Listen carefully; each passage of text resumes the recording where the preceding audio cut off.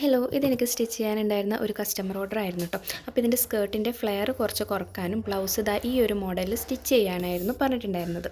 അപ്പോൾ skirt cut ചെയ്തതിൽ കുറച്ച് പീസ് ബാക്കി ഉണ്ടായിരുന്നു. അപ്പോൾ അത് വെച്ചിട്ട് ഞാനിതാ ഈ ഒരു സ്കേർട്ടും ടോപ്പും, ഒരു കുട്ടി സ്കേർട്ടും ടോപ്പും കൂടി അവർക്ക് ചെയ്ത് കൊടുത്തിട്ടുണ്ടായിരുന്നേ.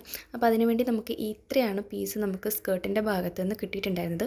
അത് ഞാൻ യോക്ക് പോർഷനിലും പിന്നെ താഴേക്ക് വേണ്ടിയിട്ട് ഒരു 4 മീറ്റർ ലൈനിങ്ങും 4 മീറ്റർ നെറ്റ് ഫാബ്രിക്കുമാണ് എടുത്തിട്ടുണ്ടായിരുന്നത്. നെറ്റ് നമുക്ക് 4 ഫോൾഡ് ചെയ്തതിന് ശേഷം അവർക്ക് ലെങ്ത്ത് അത്ര വേണ്ടായിരുന്നു. അപ്പോൾ അതിൻ്റെ ലെങ്ത്ത് ഒന്ന് കുറച്ച് കൊടുക്കുന്നുണ്ട്.